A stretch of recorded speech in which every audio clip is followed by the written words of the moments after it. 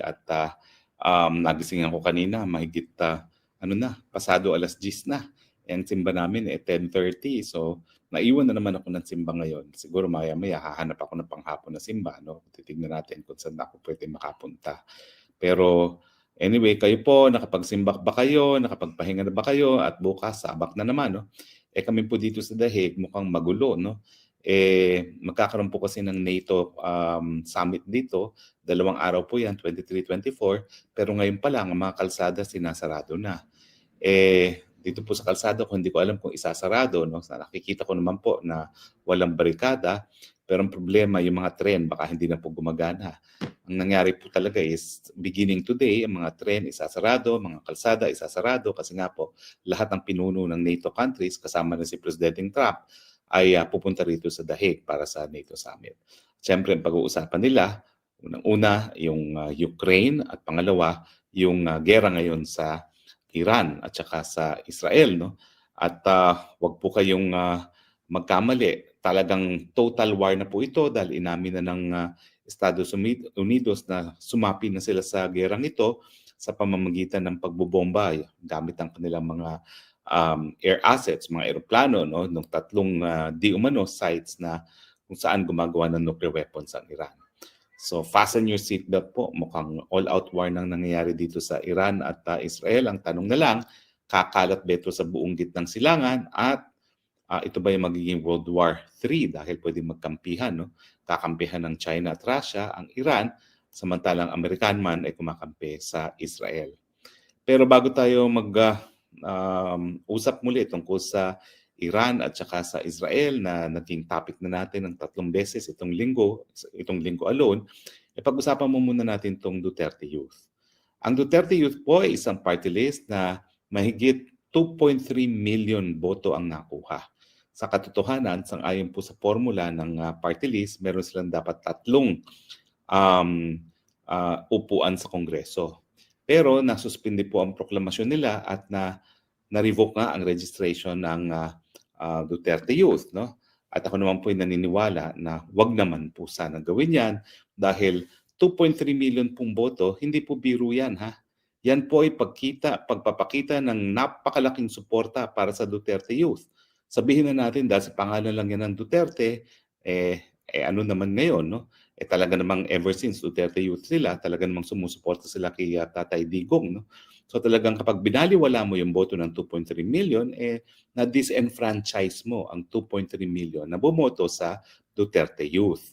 Now, hindi ko tuloy masisi yung iba doon sa kanilang pula dito sa COMELEC under George Garcia na talagang instrumento para din labanan ang mga kandidato ng administrasyon. Kahapon, pinag-usapan lang natin na dinisqualify nila yung Joey Uy at lumabas pang balita na uupo daw itong si Boy Dela Abante. Nabuti na lang at the nick of time, nagdesisyon ang ating Supreme Court dito sa Mangundadato versus COMELEC na nagsasabi na yung second placer rule ay hindi na applicable. No? Ibig sabihin, miski ma-disqualify si Joey Uy, hindi po uupo itong si Boy Dela Abante. No? Ngayon naman, itong Duterte Youth, alam natin na loyal sa mga Duterte, ay hindi pinaupo ng COMELEC. Kaya ang sinasabi nila, hindi raw totoo na walang pinapanigan ng COMELEC at ang pinapanigan nila ay itong administrasyon at pinupuruhan ang mga oposisyon. Well, alam niyo po, ang alam ko kasi, ang COMELEC, taga-bilang lang talaga ng boto.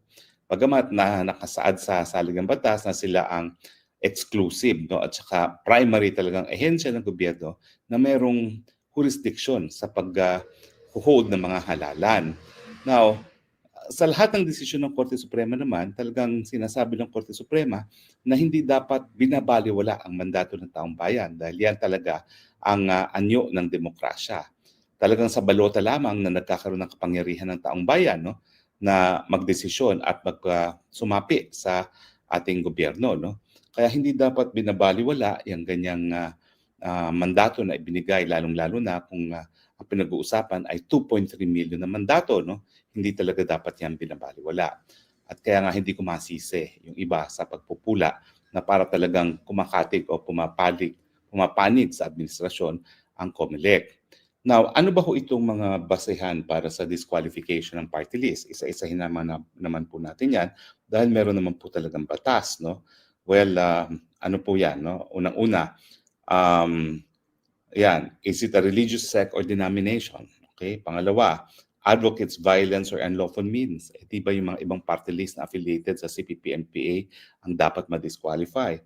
Is a foreign party or organization, no, receives support from foreign government or political party, violates or fails to comply with election-related laws, makes untruthful statements on its registration, ceases to exist for at least 1 year, fails to participate in the last 2 elections. No? So ano ba hong mga dahilan kung bakit sila ay na-disqualify? No? Well, ang mga dahilan daw po ay ito, no?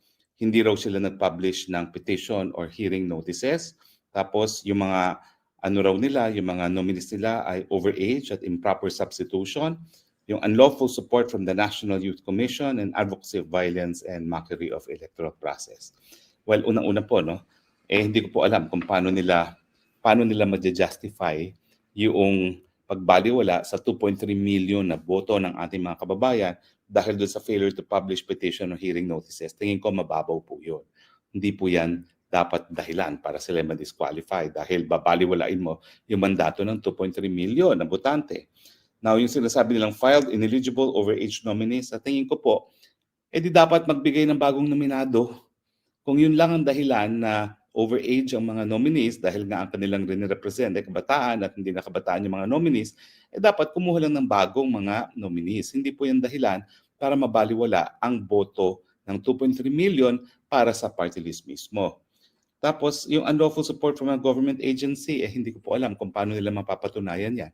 Hindi ba dapat naman nagkaroon ng full-blown hearing kung saan pinakita nila na ginagamit ang suporta ng National Youth Commission.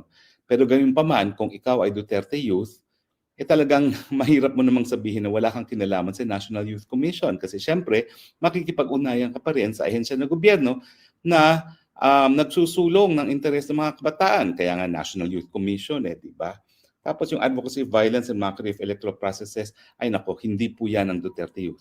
Dahil ang Duterte po, ang lahat ng mga supports ni Duterte, tinututulan nga po ang CPP-NPA at ang kanilang mga alliances ngayon sa mga tambaluslos at sa mga dilawan dahil pumapatay po hanggang ngayon, patuloy na pumapatay ang CPP-NPA ng mga mahihirap, kapwa mahihirap na Pilipino.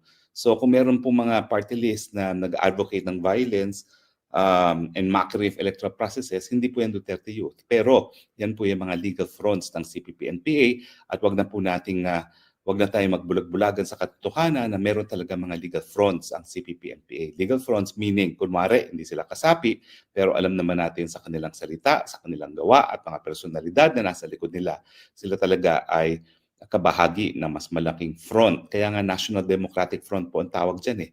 Meron mga legal at meron mga extra-legal. Yung extra-legal ay yung talagang nagdadala ng baril. Now, sa madaling salita, hindi ko po maintindihan kung ano talaga yung basihan.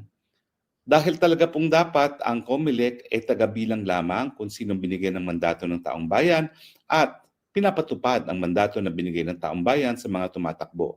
At dahil tumatakbo naman sa party list ang Duterte Youth, ang tanong lamang is, talaga bang dapat magkaroon ng representante ang mga kabataan? Ang sagot, oo. Kaya nga binigyan niya ng registration. At kung ang problema ay mga nominado, di papalitan ng nominado.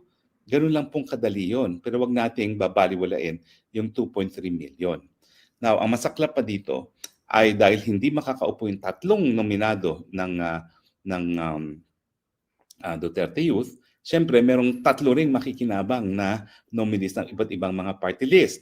At dahil sa tingin ko na wala na namang ibang makakakuha ng 3 seats, no, bukod sa yung number 1 na Akbayan at number 2 na Duterte Youth, merong yung susunod na pinakamababang mga party list ang siyang makakakuha ng upuan. Kasama na dyan ay yung kakampinga na mga makakaliwa na Gabriela na posibleng makakuha ng isang upuan kapag na tuluyan ng na-disqualify ang Duterte Youth. Now, hindi pa po pinalian kasi po pwede pang pumunta at tumulog ang Duterte Youth sa Korte Suprema. At ako po, talagang malakas ang aking tiwala na hindi babaliwalain ng Korte Suprema ang boto ng 2.3 million kasi napakahirap pong baliwalain yun.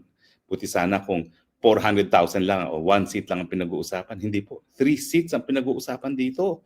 So kahit ayaw at sa gusto niyo sa Duterte Youth, talaga namang sinuportahan sila ng taong bayan, wala kayong magagawa. Ang importante na lang talaga ay respetuhin yung mandato na binigay ng taong bayan sa Duterte Youth. Now, sino-sino ba pa ba yung tatanungin po natin at titignan natin? Which party lists could be proclaimed in lieu of Duterte Youth, ha? Well, ang alam ko po, ang Gabriela isa dyan kasi hindi sila nanalo ng kahit anong upuan, no? Dati meron silang isang upuan ba? Gabriela, parang 2 upuan pa nga ata sila. Ngayon, nawalan sila ng upuan, no? So anyway, ang nakasulat po dito, ayan, no? Ang Tingog pala meron ding 3 seats, no? Tapos so anyway, ang mangyayari is kapag natanggal ang Duterte Youth, Akbayan retains 3 seats, Tingog stays at 3, yung 4Ps keeps 2, ACT-CIS keeps 2, Ako Bicol keeps 2. Tapos yung susunod na